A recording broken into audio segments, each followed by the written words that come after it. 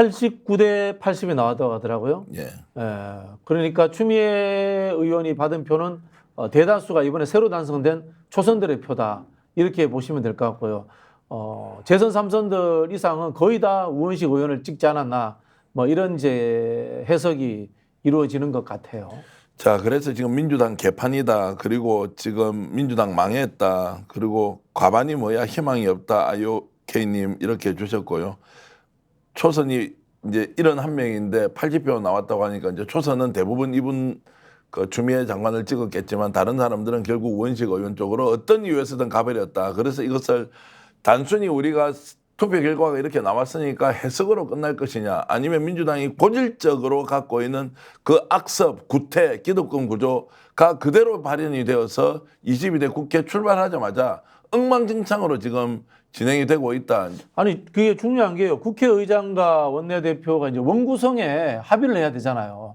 그럼 우리 여러분들이 생각하시는 이제 법사위원장 문제, 운영위원장 문제 이런 부분들에도 엄청나게 영향을 미칠 수 있고요. 그래서 저는 늘 말씀드린 것 중에 하나가 원내대표 없어야 돼요. 네. 원내대표를 없어요. 원래 원내대표가 원내 총무지 않습니까? 영어로 이제 플로어 리드라고 합니다. 실제로 협상하는 것에서 원내 총무의 역할이 주어져 있는데 한국에 이상하게 그 제도가 잘못 수입돼가지고 원내대표가 돼가지고 의원들끼리 기득권 구조 우리 반을 만들어서 의원이 되면 우리 마음대로 안 하는 게 이상하게 자리 잡아버렸어요.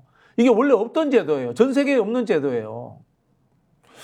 자, 그래서 지금 박찬대 원내대표가 실제 정치력이 뛰어나다고 뭐 누가 얘기한 사람도 없고 뭐 뛰어나지 못했죠. 솔직히 말씀드리면. 못했고 이번에도 이것이 너무 바깥으로 이야기가 많이 드러나서 박찬대 원내대표도 어쨌든 간에 뭐 선의로 했겠지만은 이 절차적인 부분에서의 정무적으로 잘 조정하지 못한 거는 비판받아야 됩니다. 왜 그 조정식 의원을 만났다, 정성호 의원을 만났다, 그리고 또 조정식 의원과 추미애 의원이 합의 보도록 한다 이런 이야기가 왜 밖으로 나옵니까? 그 이제 그것은 어쨌든 큰 그림에서는 작은 부분이고 결론적으로는 기득권 구조가 움직여서 우원식 의원을 당선자로 만들어서 원래 인품도 훌륭하고 정치를 잘한다는 우원식 의원이 우리한테 이렇게 비판받을 분이 아니잖아요. 그렇죠. 우원식 의원도 무능하지 않습니다. 을지로위원회라는 것을 한 10년 전쯤에 만들었어요. 민주당에서 민생복지정책을 구체화해서 성과를 내는데요. 실적을 남기신 분이에요. 그리고 뭐 통합력도 있고 투쟁심도 있는 분이에요. 그냥 말랑말랑한 분이 아니에요. 괜찮은 사람이에요.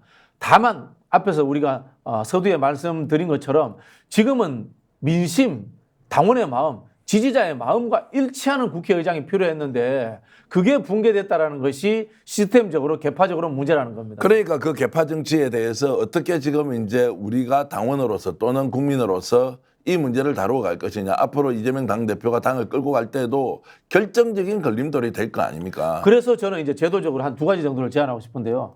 첫 번째는 원내대표 없애야 된다. 네. 원내대표가 2004년도에 처음 생겼습니다. 민주당에. 그전에는 원내 총무였습니다. 당대표가 지명하는 원내 총무였습니다. 그런데 2004년부터 원내대표를 뽑았어요. 그건 뭐냐면은 2004년 이전에는 DJYS에 의한 제왕적 총재 제도였어요. 그러니까 이걸 좀, 너무 이분들이 왕 같은 거 아니야. 그래서 의원들에게도 역할을 주자 해서 원내대표를 뽑았어요. 근데 이게 어떻게 되냐면은 제왕적 총재가 없어지니까 국회의원들이 왕노릇을 하는 원로원 정치가 돼버린 거예요, 지금.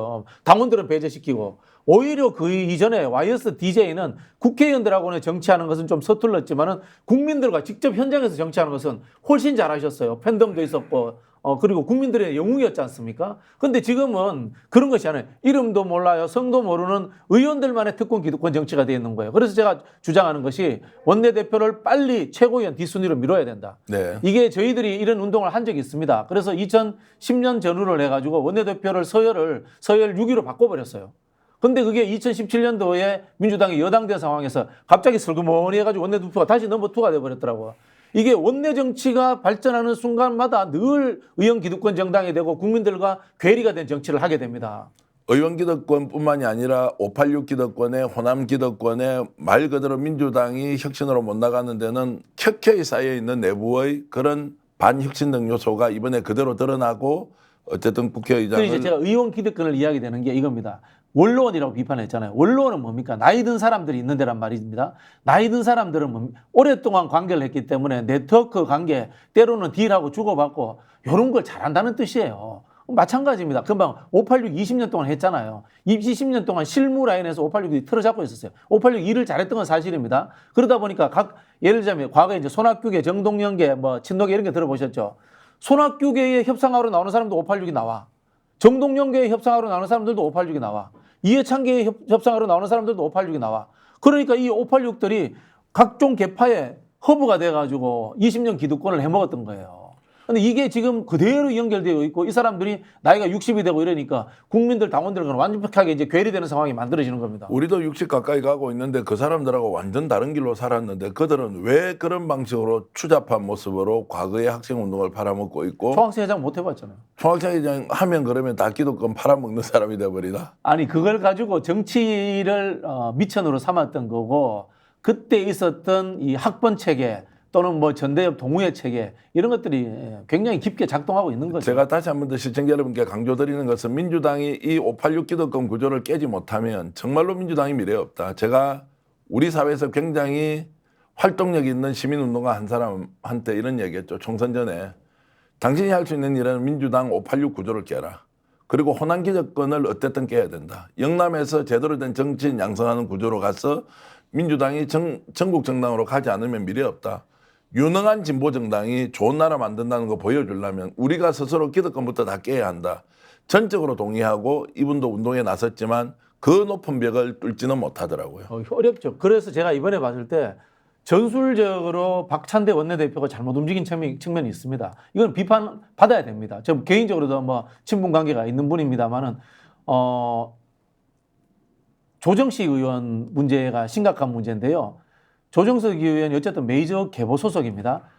예를 들어 볼게요. 정성호 의원이 국회의장 출마한다고 했잖아요. 출마한다고 하면서 이재명 대표를 만났습니다. 만났고 그다음에 다양한 친명이라고 하는 의원들을 만났어요. 만나서 제가 국회의장 나갈게요라고 이야기를 했습니다. 대다수의 사람들이 반대했습니다.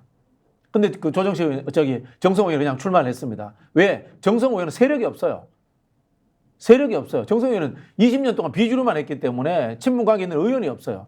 그래서 근데 친명이라고 되겠어? 안 돼 이렇게 이야기했는데 조정식 의원은 친명에 속해 있으면서도 그분들과 상의하지 않고 출마를 했습니다. 근데 이분은 친명이면서 이해창계였어요. 근데 이 조정식 의원을 드랍시키는 과정들이 좀 거칠었던 거예요. 네. 여기에 조정식 의원도 어쨌든 586입니다. 범 586입니다. 거기에 이분들이 반감을 저는 직접적으로 드러냈다고 봐요. 언제 이재명이 당의 오너가 됐어? 이렇게 막 조종해? 이런 반감들이 있지 않습니까? 그런 것들이 하나씩 모여들기 시작한 거죠. 자, 그러면 아까 말씀하셨던 원내대표 제도를 없애야 된다 이러면 민주당이 원내대표 제도를 지금 선출 방식을 없앤다는 겁니까? 아니면 당원들이 지위를 격화시킨다는 거죠. 최고위원들보다 당원들이 뽑은 최고위원들보다 간선제인 예. 국회의원들의 반장인 원내대표가 서열이 높은 건 안 맞잖아요. 예. 뒤로 빼야 된다는 거고요. 두 번째는 제가 말씀드린 것이 아까 말씀드린 것처럼 주요 당직과 공직이 겹치는 부분에 있어서는 기명투표를 하자. 네. 기명투표를 하자는 겁니다. 금방 말씀드린 것처럼 국회의장 선거를 할 때는 100% 국회법입니다. 그럴 때는 뭐 이제 법을 바꿔야 되기 때문에 그냥 그 무기명 투표할 수 있다고 봅니다. 그러나 국회의장 후보를 민주당에서 뽑는 것은 당직 선거의 성격이 강하잖아요. 민주당의 후보를 뽑는 거잖아요. 이거는 제가 봤을 때는 당원 당규 바뀌어서 기명투표할 수 있다고 봅니다. 당원들이 뜻이 반영되는 후보를 뽑기 위해서. 저희가 이벤트 하나 마련했습니다. 혁신, 균형, 정의를 지향하는 대한민국의 정치, 경제, 미디어 스픽스가 지금 벌써 88.3만 명 정도 구독자를 지금 모집했습니다. 너무너무 감사드립니다. 88만 구독자의 시선을 한 번에 받을 기업을 저희들이 홍보해 드리려고 합니다. 저희들이 선착순으로 10개사를 뽑습니다. 2024년 5월 31일까지 메일로 보내주십시오. spixed@fix.kr로 보내주시면 되고요. 접수 기간은 5월 말일까지고요. 10개사를 저희가 선착순으로 뽑습니다. 6월달 한 달, 그리고 7월달 한 달 각각 이렇게 한번 해봐가지고요. 우리가 한번 공유해보고 많이 평가해보고 판매해보고자 합니다.